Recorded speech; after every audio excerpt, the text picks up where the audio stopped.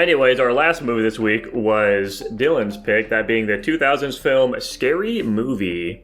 Okay, I'm gonna need some crowd participation here. You guys ready? No. Yeah.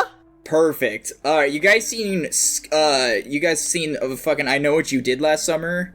Yeah. Yes. Have you guys No. seen Scream? Yeah. No. Have you seen Scream 2? No. Have you seen The Exorcist? Okay, No. this bit sucks. Move on. Anyway, that's literally the entire movie. I don't really know what else. It just takes all the concepts of those, puts them together, and makes them funny. The end. Whoa. Or at least attempts to make them funny. We'll see how well it succeeded in that in a moment. Fun fact, Jared Leto was offered the role of Bobby, but he turned it down in order to be in Requiem for a Dream. Oh. Good decision. Good call. Yeah, I'll say that's a fun fact. Fantastic. All right, Although Jackson. Jared Leto does belong in these films. That's true. Jackson, I am dying to know you more than anyone else where you put this film. Where is it, pal? Flat I'm D, I'm guessing. ripping the Band-Aid off. This is the best movie we watched this week. I'm at a C+. Oh my god. That is higher than I thought. Dylan, how about you? I can't possibly put this higher than the horror movies that this is ripping off, so I gave it a B+. Tanner? I am at a flat C. Okay. I am at... let's also say flat C. Why not? What can I say? I'm a silly little guy that likes silly little movies. I have no justification for this. Well, fun fact for me, at least, obviously this movie takes a lot of inspiration from Scream, and by inspiration I mean, well, insert whatever word you want here. The entire A-plot. Yeah, which is interesting, by the way, because, like, Scream as, like, a main source for this film is weird because, like, Scream itself is already meant to be a deconstruction of horror cliches and shit, and so they're just, like, they're, like, tackling that sort of, the sort of idea from just, like, a different angle here, kind of. Mm-hmm. Which, it's like this weird, like, deconstruction-ception sort of thing going on. That's not the fun fact. The fun fact was, so like yesterday, my family was watching like Scream, and then obviously they showed Scream 2 immediately after that.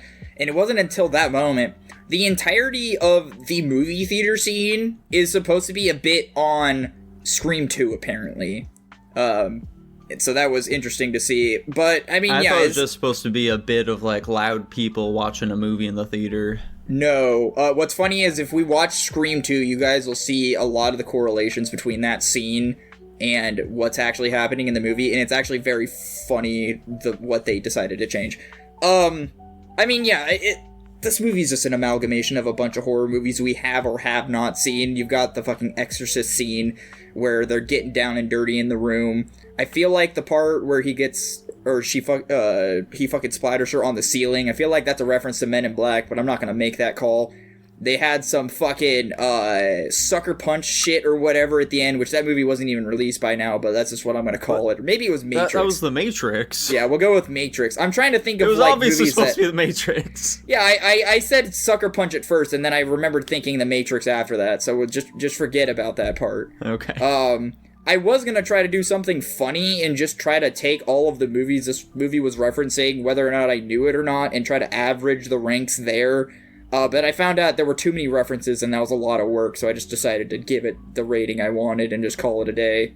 I will say, I wouldn't have in a million years guessed that this film ends with a fucking The Usual Suspects reference. Right? That was so fucking fun. I'm glad I saw that. That was fucking goofy. I liked that, though. That was great.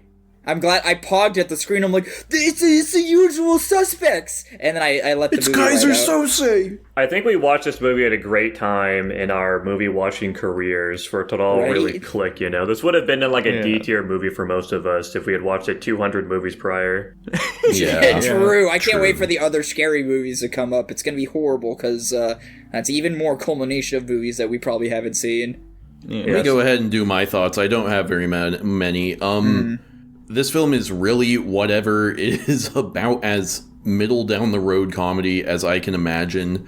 It has some decently funny stuff in there, and then I guess there isn't anything in there that's so unfunny that I'm like morally upset over it, but it just really doesn't do much to excel in any direction.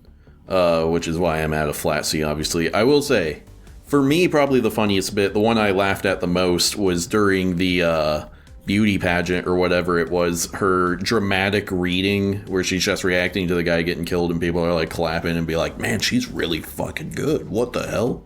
That scene is actually really emblematic of like modern day women where like people just don't listen to them despite them like screaming for help and stuff like that. It's just like no one listens to them. It's a profound film when you really get down to it. It says a lot. Anyway, this is a good film to pick for Black History Month, Dylan. Good job on that part. It's Black History Month. Yeah. Does he know? No, clearly not. There are a lot of black representation in here, so maybe I did that subconsciously. I'm really looking out for... I was going to say my people, but I don't want to put myself in that boat and then be called a racist or something, so I'm just going to not. Anywho, this movie annoys me because I found it funnier than I anticipated finding it. I'd say it's got a pretty decent hit rate for me, I would say. And a lot of the bits, because I think I had seen some of this movie before as a child, but most of this was completely brand new to me, and a lot of just the absurdity of... I really do like just absurdity comedy. Like, when we watched Hot American Summer, it was in a similar boat. Like, I genuinely like that movie a lot just because it was so fucking ridiculous and funny. Like, this is my type of comedy, I would say. And they just throw shit at the wall constantly. There are so many bits. It's just nonstop. And because of that, a lot of them are stinkers. But there's a lot of funny ones in there mixed in that, like, you know, I'm not going to go and list all the things I thought were funny, but there was a decent amount for me. I'd say there's probably more things I found funny than I thought were, like, not funny for me. I enjoyed my time with the movie, you know. It's nothing particularly special, but it made me laugh. I had a good time watching it. I'm excited to watch more of these.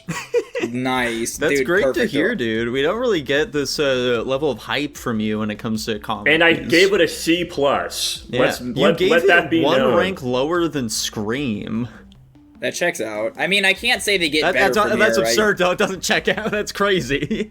It checks out. Anyway, I do think the second and third ones are better than this one, but, you know, I'm probably obviously going to be the highest on all these movies, so that means nothing to you guys, but... I think, who the fuck made this movie is the two black dudes. The Wayans brothers? What are their names? Wayans brothers. Yeah, the Wayans brothers. Yeah, I believe that they did the first three? I mean, they are in the first three, so that makes sense. Okay, yeah. Yeah, which makes sense as to all the black comedy in this one. True. What's really funny too is there's that part where they reveal it's the guy who comes out as gay and the guy who comes out as not gay for some reason. Me and my I gotta say that scene was like Tanner trying to beat the gay allegations.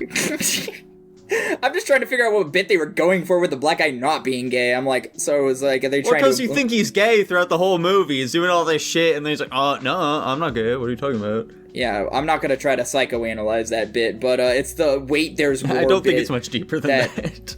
Yeah, the wait there's more bit that me and one of my coworkers would constantly do.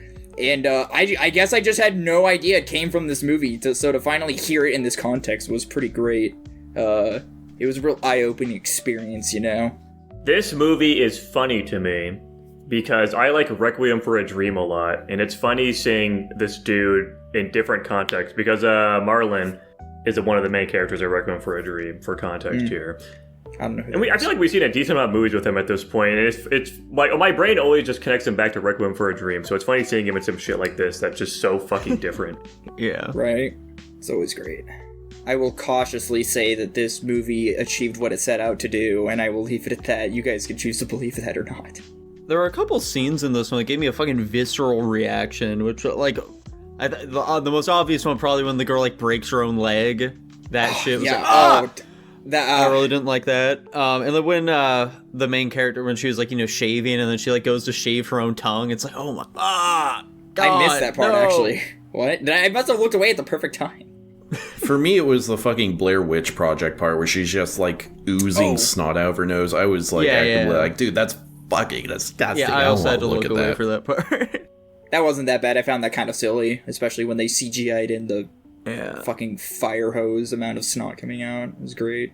The gym teacher, when we just see, like, the fucking testicles dangling there, dude. that was also like, gross. This movie hung so much more dong than I was expecting. One part that did get me, to be completely honest, is like the beginning where they're in main girl's room, and she's like, we can keep it PG-13, and in my head immediately I was like, what the fuck does that mean? And then she flashes it, and it's just some flabby man's hairy chest, and that got me. I don't know if I thought it was funny. I definitely had a grotesque reaction to that, though.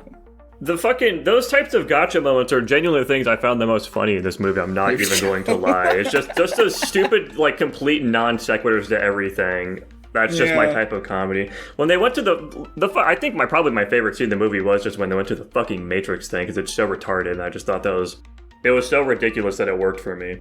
That was probably one of my least favorite parts of the film. It's all revolving or something. The thing is, I just went into this movie not taking it seriously at all, knowing what it was trying to do, and I think that's what made it more enjoyable. Like, obviously, the Matrix scene was dumb as hell, but I knew they were trying to point fingers at Matrix and be like, haha, this was silly, wasn't it? And going into it with that, it was just, I wouldn't say it was great, but it was funny, I guess, at least. I don't know. That part felt less so like they were really trying to make a joke from it, and we're like, you remember Matrix? Oh, we all love Matrix, don't we? It felt like that sort of thing. Yeah. We all love the Matrix, folks. Big The Matrix fans. Mm-hmm. Bullet time. I love bullet time. See, for me, the situation was she's trying to run away and, like, combat this guy, and then it goes into them doing the Matrix, and I thought that was funny because it's just, caught me off guard. I do think it's silly that a couple of the finger-pointing moments in this movie are, in fact, the main character or the character in danger is presented with a multitude of options to defend themselves, and they reach for probably the most useless thing they could ever do. And they did that like 2 or 3 times in this movie. And not only that, they show throughout this movie multiple times when the Scream guy is attempting to kill, the main girl just kind of throws shit at him that's in her environment and makes use of her environment to kind of be like, yeah, these characters in these horror movies are stupid. And then like, for whatever reason, they try to add realism to the murderer guy. And they're like, yeah, even the murderer can trip and, mess up. And they don't always have to be seamlessly catching the victims or something. Stuff like that, Dude. C+. I'm sticking at my C. B+. I am also sticking at my flat C. And it lands at a C+ overall. How exciting. Wow. Sounds about right.